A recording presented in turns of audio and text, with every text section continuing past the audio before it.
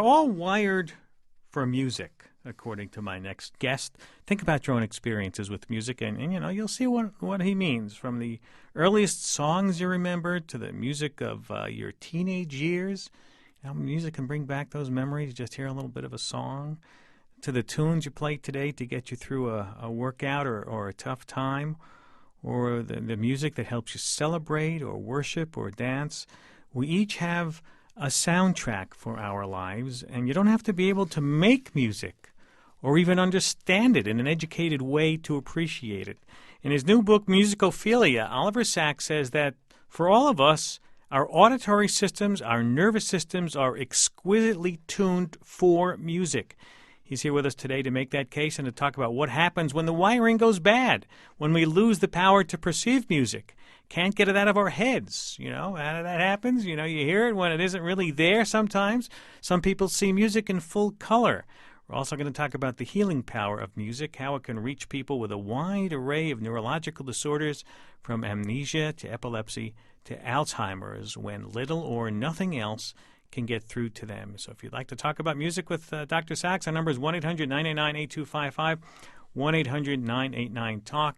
You can surf over to our website at sciencefriday.com and meet some avatars wearing Science Friday T-shirts over in Second Life in Science School. So a lot of different ways to interact with us. Let me formally introduce Dr. Sacks. He's a neurologist and author. His most recent book is Musicophilia, Tales of Music in the Brain. It's just out. His other books include An Anthropologist on Mars, The Man Who Mistook His Wife for a Cat, and Awakenings. You're familiar with him. He's professor of clinical neurology and clinical psychology at Columbia University Medical Center and a Columbia University artist in New York. He joins us here in our NPR studios. Welcome back to the program. It's nice to be here again. They created a special title for you up there in Columbia, didn't they? It seems so, yeah. You're allowed to do anything you want to now. Well, not entirely, but I'll certainly commute between the two campuses and be a sort of in-between figure between medicine and art. What is the thing you like to do most there? Tell me. Well, the things I like to do most are to see patients, which I was doing this morning, and to write about them, and to talk about them, and to think about them. Now, you talk about a lot of your patients in this book, and some of them, they all have to do with music. What made you decide to go on this music bender, if I might put? Right. Well, I mean, apart from sort of personal involvement with music, as a physician back in the 1960s, when I saw the patients I later wrote about in Awakenings, deeply Parkinsonian patients who couldn't move or speak unless there was music, this was my first glimpse of the therapeutic power of music. And subsequently, I saw that in many other conditions, although often different sorts of music working in different ways. And I've also been consulted over the years by people with various musical problems, as you mentioned, from not perceiving it to not being able to stop it or hallucinating it. But I think the final thing for me is the fact that in the last 10 years, basically, there's been an amazing technological advances, so that with functional brain imagery we can look at the brain when people are listening to music, imagining music, composing music, and we have a much clearer idea now of what goes on than we did 10 years ago. Well, I want to get into all of that because it's all so interesting, but let me start with the first one of the major points that you make in your book is that our brains are wired for music the same way we're wired for language.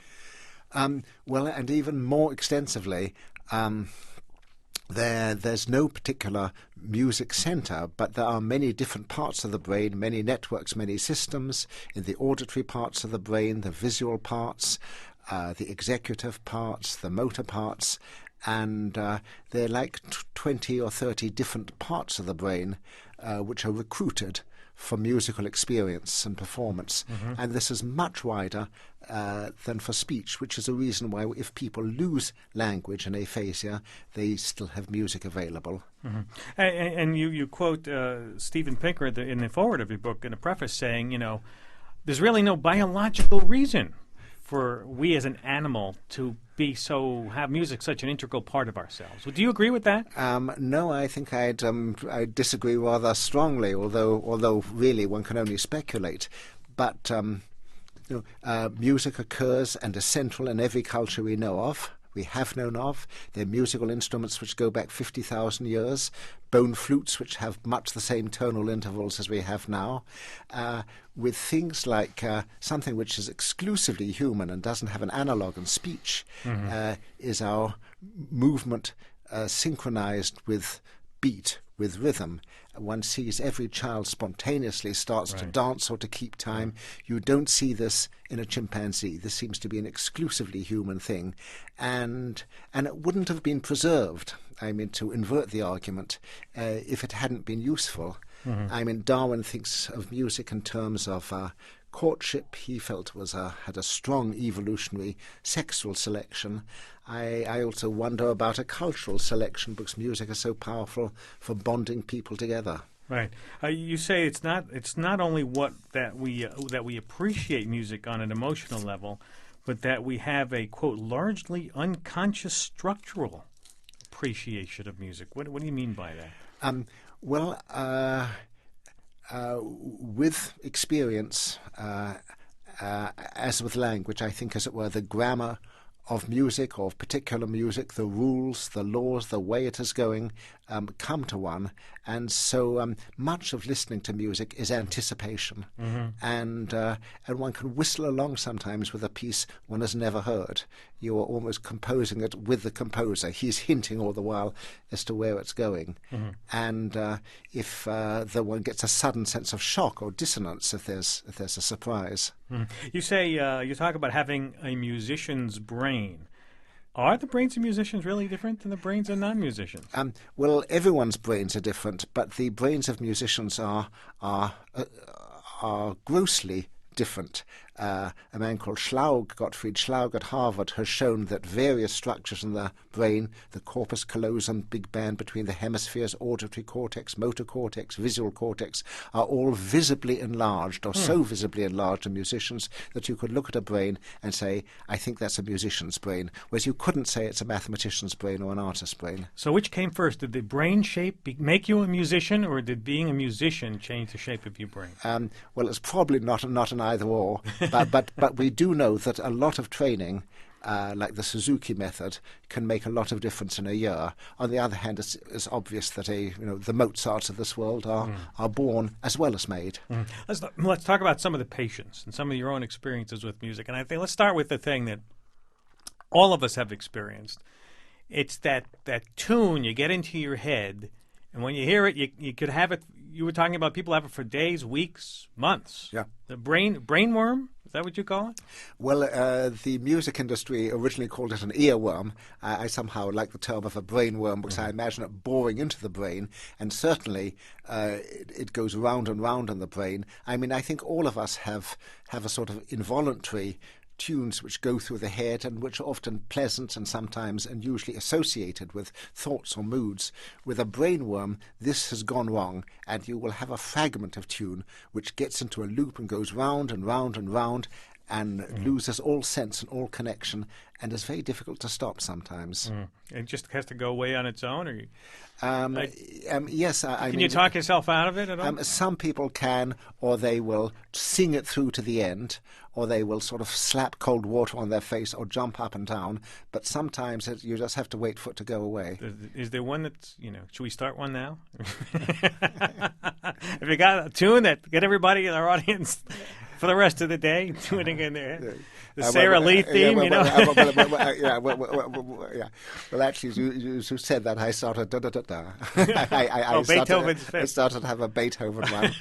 All right. We'll have the whole country on Beethoven. Yeah. Let's talk about, you write about musical hallucinations. One of your patients talk about musical hallucination. Yeah. Well, a hallucination is quite different from imagery or brainworms. With a hallucination, you suddenly hear it as if it were real. It's just like perception, indistinguishable. People are very startled. They look around, they say, hey, you heard that? Right. They look for a radio or something, and only if they can't find an external source, they then realize that something unprecedented is happening in their brain or their mind. And they're often very scared, because it is unprecedented, it's uncontrollable, and people say, hearing things, am I crazy? In fact, this is not at all like hearing voices. It's not at all like a psychotic hallucination. It tends mostly to occur, not exclusively, mostly in people who are pretty deaf. Huh. And it's as if when the hearing parts of the brain aren't getting their usual input, their usual nourishment, then they dig down into memory and they activate themselves. Huh. So usually these hallucinations are usually of popular songs, hymns, whatever one has heard in early life. I hear music and there's no one there. Right. A line in that song. But you also talk about how when you recall music, some people just hear instruments, some people can hear a whole orchestra, and that you can recall it as if it were live, being played live. You talk about, was it Beethoven or it was Bach who lost his hearing? It would have gone nuts if he hadn't been able to do that. Well, I mean, I would think most professional musicians, and especially conductors and composers, could do that. And when Beethoven lost his hearing and became deaf, however wretched this made him in other ways, it certainly didn't disable him as a musician. In fact, it may even have heightened his musical imagery, because deafness tends to heighten the sensitivity of the auditory parts of the brain. And in some people that you write about it can be so strong that they swear there's the radio on or something like that. Yeah. Well, then there's a hallucination. But I don't think Beethoven hallucinated. I think there may be a sort of continuum between image and hallucination, but they're pretty different. 1-800-989-8255 is our number. We're talking with the incomparable Oliver Sacks, author of Musicophilia, Tales of Music and the Brain, just out in hardcover. And I know it has a cover that you hate on it, that you hate looking at your own picture, right? Well, once is enough. The fame is a heavy burden. Stay with us. We're going to come right back and take your phone calls, talking with Oliver Sacks about Musicophilia. We'll be right back. Share with us your musical recollections, things that drive you nutty, maybe some experiences of your own. 1-800-989-8255. We'll be right back.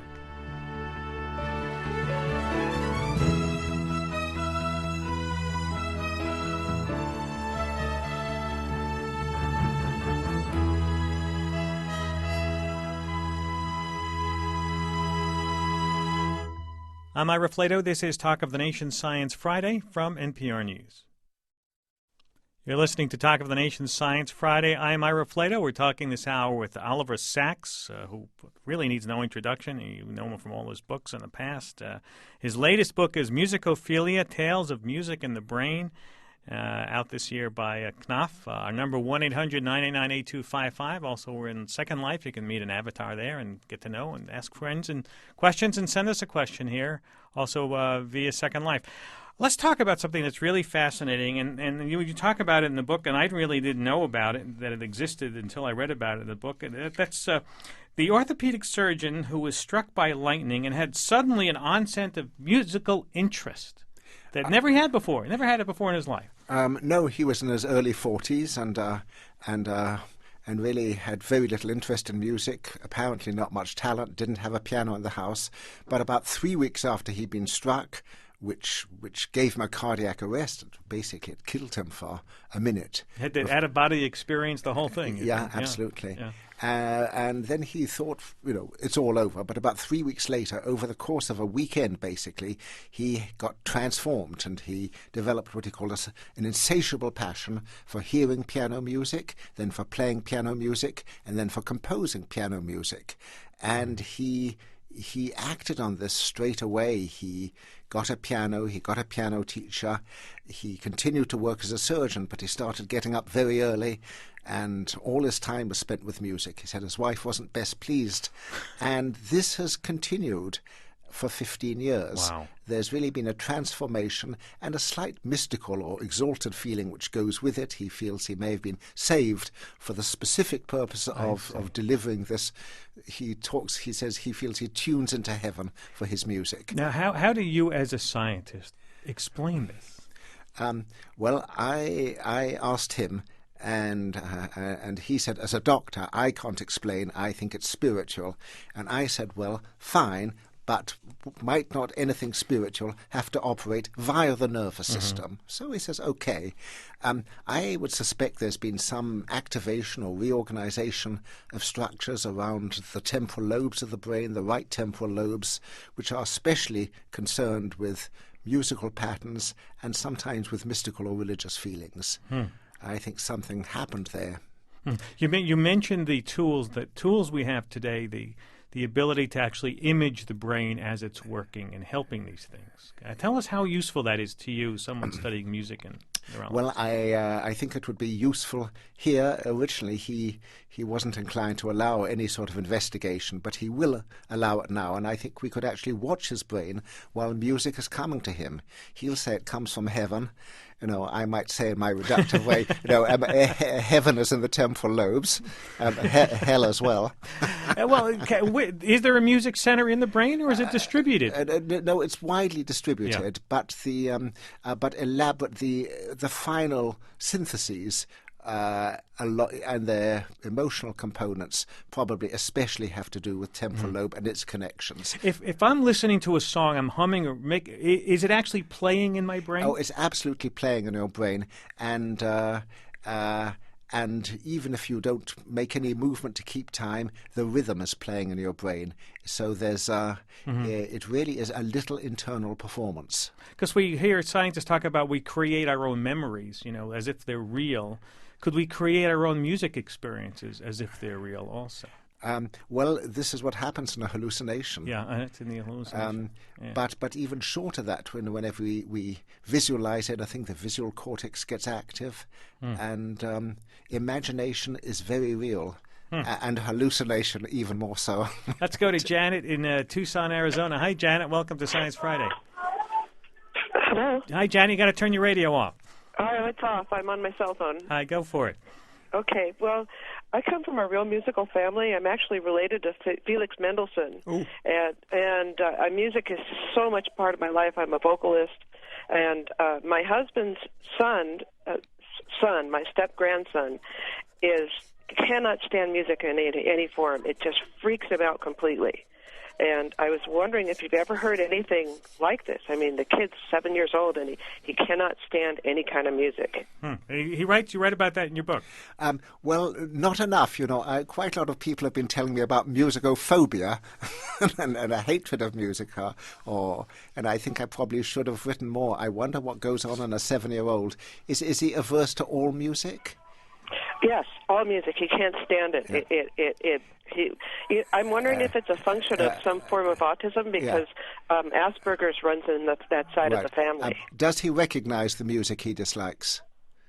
He just doesn't like any kind of music at all. Okay. If there's any kind of music at all, he can't stand it. Okay, because there are some people with a rare disorder called amusia, and these people don't have pitch discrimination, they can't hear tones and semitones, they don't really hear music as such, they may just hear it as noise. One of my patients with this said it's like pots and pans being thrown around in the kitchen, and this would certainly make one hate music. But one of your patients had a cure. Did she not? For this problem, who hated music? I thought I read that in the book. No. Well, this was another patient, a composer, who had distortion of somewhat deaf at the high end. Oh, I see. And with him, things got better. But I mean, one needs to sort out what's going on with your boy. Could he grow out of it? Well, I hope he can grow out of it or be helped out of it, because there's a huge source of joy.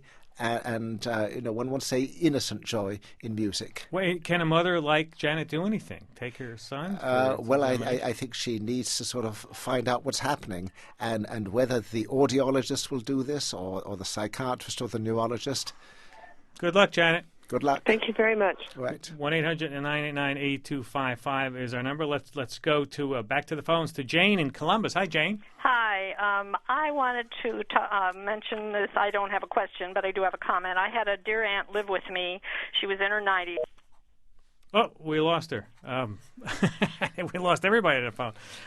I saw her question. She said she had an aunt lived with her in her 90s, and she was getting Alzheimer's disease. She said she was saying that. And as you said on the screen, she was very close, but she could she could still hear the music. Yeah. However severe Alzheimer's is, the musical parts of the brain, the many networks are very robust, and they tend to survive something like Alzheimer's, so that even if someone can't understand language and is very out of it generally, they'll still recognize music, respond to it, join in, and have their moods and their memories stimulated. Music is tremendously important, I think, for people with Alzheimer's. I had an aunt who had some sort of dementia before that we knew what these things were, years ago, gave them names. But as she regressed, she sort of regressed to being a teenager in her mind, and she started singing arias. She was a world-class singer, and she hadn't sung them in years, and people loved to just come listen to her sing. Oh, that's fascinating. I'd like to make that a footnote in the next edition. Yeah, it was very funny. Let's talk about some of the other kinds of patients. You've had a patients with extraordinary talent for music, but severe deficits in other cognitive activities. One sometimes see this in people with Williams syndrome. This is a rare congenital syndrome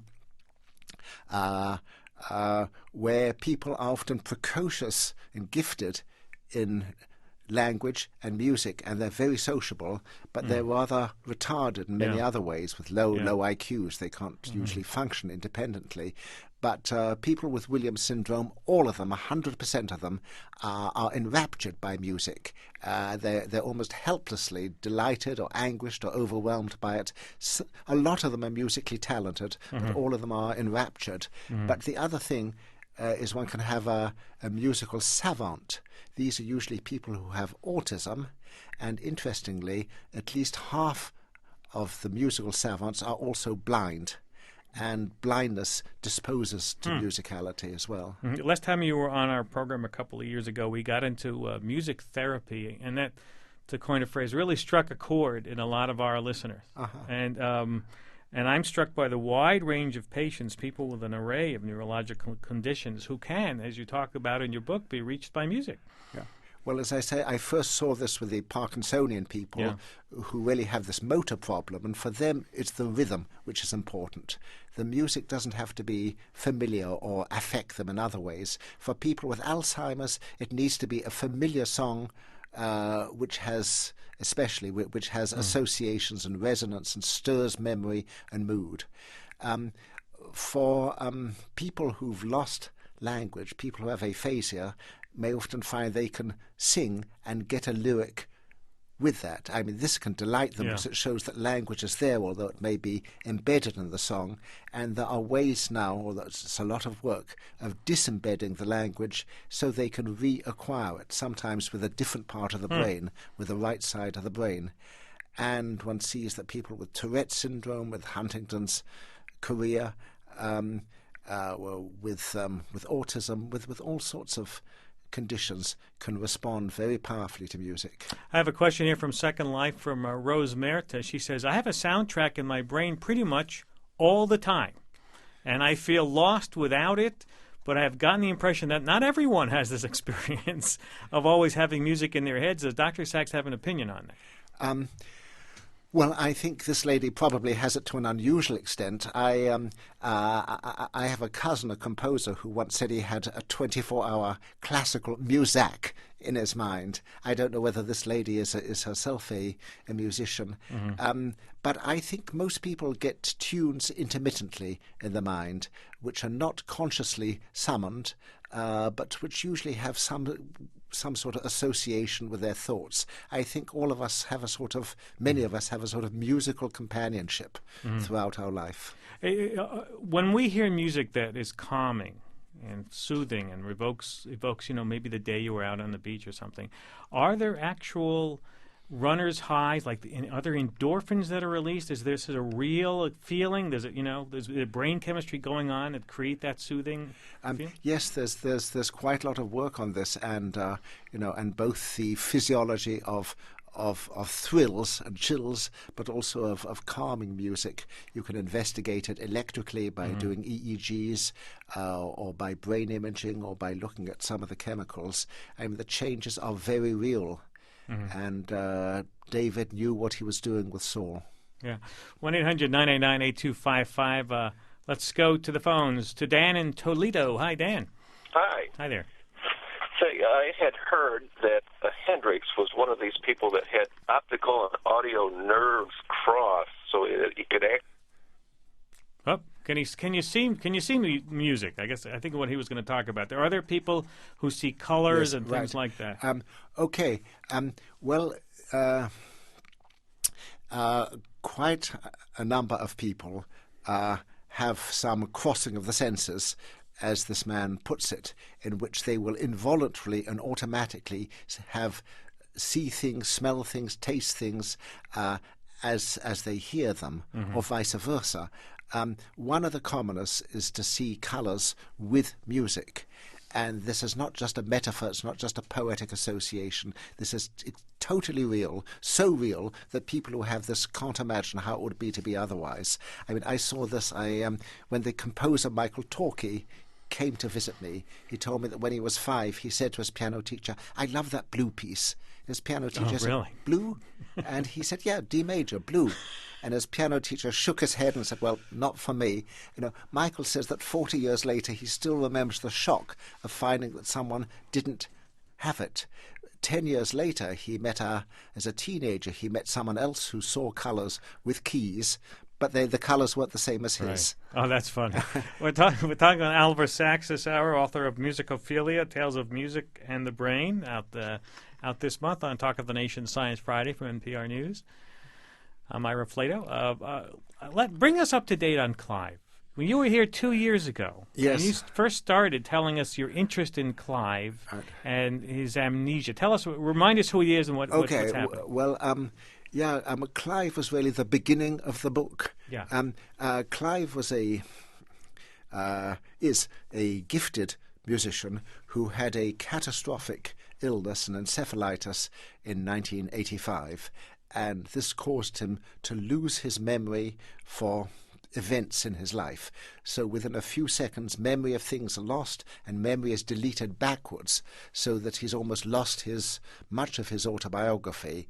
And he's in a sort of terrified, confused state for much of the time, because he doesn't recognize his surroundings. He feels he's just woken up from a death-like state. But his memory for music, or rather his ability to sing, to perform on the piano or the organ, to conduct a choir, an entire choir or orchestra, is totally spared.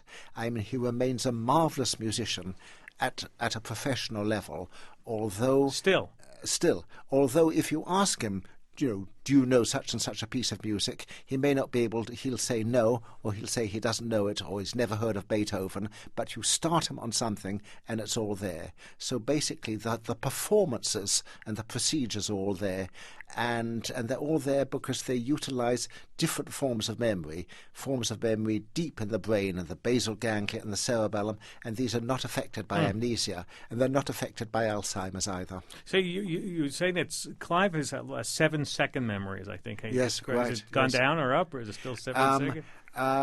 It's the latest thing was said to be 7 seconds. Well, it doesn't really matter. But it's a few seconds. Yeah, and the other two fascinating things that you said is, one is that you can put him up in front of an orchestra, right, and he can conduct the whole orchestra. Yeah. Does he remember having done that when he's finished? No. 7 seconds later, he will. Yeah. And if you asked him to start again, he would do it again without any memory that he did it before. And also he had an unusual relationship about remembering his wife. Yeah. Right? The two of them got married. They were very passionately in love. She's a singer as well as a very good writer. She's written a beautiful book about him. They got married a couple of months before this, and emotional memory, and especially his love for her, again seems all there. But each time he sees her, he greets her almost as if he's seeing her for the first time, and with a gasp of relief, as if she's been away forever, even though she might have been away for 10 seconds. 1-800-989-8255, talking with Oliver Sacks, author of Musicophilia. What does that mean? It means love of music. It comes from the philia part. The philia part, the love part, yeah. Were you always in love with music? I think so, yes. You said you were a pretty good musician. Well, no, I don't say that, but I was brought up in a sort of musical household, and music brought the family together, and I loved it, and I love almost all music. with one or two exceptions. So you're really writing about something you love Yeah. right now. That's the best part of writing. Yeah, I'm Yeah. always writing about something I love. We're talking with Oliver Sacks this hour and Talk of the Nation Science Friday from NPR News. We're going to go take a break now and come back and talk lots more with him. Maybe you have a reminiscence of a musical event that stands out in your mind, or you have something you'd like to share us. Give us a call, 1-800-989-8255, or go to Second Life, where lots of folks are asking questions in Science City. So Science School is the spot where you want to be. Stay with us. We'll be right back.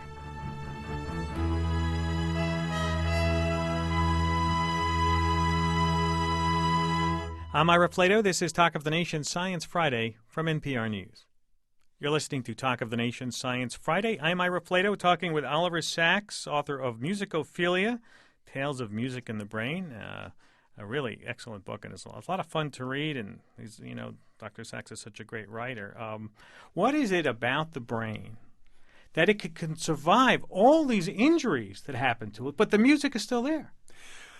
Well, it's because so many different parts of the brain are recruited for listening to music and remembering music, and some of them may get damaged, but others are still there. But also the brain is very plastic, and if one part gets damaged, other parts can take over. You see this with many things. But to me, it's a recording in there. It's not that simple. I mean, if the recording part gets damaged, I put a hole in my my LP, it's going to be a skip in that spot. You're saying that it's not so simple that other parts may be able to fill that in. Yeah, no, I think it's not like a phonograph, or I think that the pitch, the rhythm, and all sorts are put in separately, and absolutely you may miss one part, but others will fill in. Isn't it amazing that so much of the brain is involved in music that is not, Well, one would like to ask Steven Pinker, who feels that music is useless, and why this should be so. I mean, I think the question has to be put: why are we so musical if music is of no utility? How much research is actually going on in studying music in the brain? Not very much, I would imagine. Well, until a few years ago, not very much. I know I used to look up physiology books and neuroscience books, and I didn't find it. But now a lot is going on, at least in certain places, in Harvard, and especially in Montreal. Montreal is the sort of music neuroscience center of the world. In La Jolla on the west coast. Yeah. Yeah. What's the frontier? What's the frontier of understanding, the cutting edge? So to speak? Well, almost all the scientists interested in music are musicians themselves, and so they know it from the inside as well as investigating from the outside, which is very, very unusual. And so they're really looking at every aspect of music. So you have to be a musician to really study it better? You don't have to be, but it's helps. nice if you are, because then you're both, as I say, both sides, inside and outside. All right, I'm going to give you the blank check question I give sometimes, Dr. Sacks. Don't be afraid of that. That is, if I give you a blank check and you could write any amount of money in it and perform any test or create some sort of research, what would you do with it? Well, I'm very excited now by music, and I would like to see sort of music research hugely funded. Okay, now tell me where you would focus. I'm now the executive committee giving you this money, and I want you to fill out the proposal and say what part of the brain or what are you going to hone in on that you would like to know? I think one would like to know what musical training can do, not only for the musical parts of the brain, but for other parts of the brain. This has been a sort of a hot topic. People talked about the Mozart effect, but a little Mozart under the pillow doesn't do anything. But it looks as if musical training may not only increase one's musicality, but have bonuses in other cognitive areas. Such as, you mean it tweaks up other parts of the brain?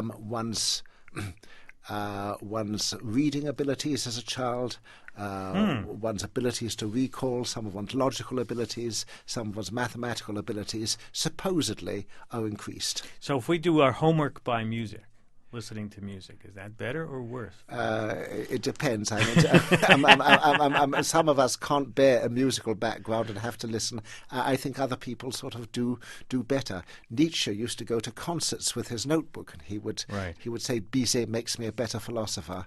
So I would actually divide the money, and I would put half into the early part of life, but the other half, I think, into music therapy of all sorts to try and validate it, because it's either disregarded now or overhyped, and one needs to carefully investigate it and define both its powers and its limitations. Mm-hmm.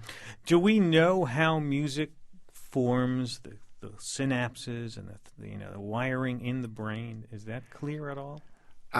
Well, this is part of the general problem of learning, and we know roughly, but we really don't have the instruments to look down at that level. Although actually, one worker in Boston has shown, looking at the synaptic level, has shown changes with 5-finger exercises, even in a few minutes. Mm-hmm. I'm talking with Oliver Sacks, author of Musicophilia, on 1-800-999-8255 is our number. Where are you going to go from here? You finish this book? You have another interest that you're moving on? I do, and it's the next book is going to be a visual book, and one of the subjects will be the visual hallucinations associated with visual impairment, which I think are very similar to the musical ones associated with deafness. Because you wrote a book about vision with the blind people. Yes, well, I keep coming back, but I'm not finished with the subject. And it's a big subject. I mean, the brain is like the final frontier, is it? Right, and a huge amount of the brain is devoted to vision, as a huge amount is devoted to music. As much, do you think? I think probably so, yes. Well, we had you on 2 years ago when you started on this quest about music. Now you're telling us about vision. I want you to reserve the holiday season. You always come back when the holiday season to talk about your next book. So I want to thank you very much. Okay, thanks, and I hope I can do that. So do I. Oliver Sacks, author of Musicophilia, Tales of Music and the Brain. Terrific, interesting. Make a great gift for this holiday season. Stay with us. We're going to switch gears and come back and talk about the robotic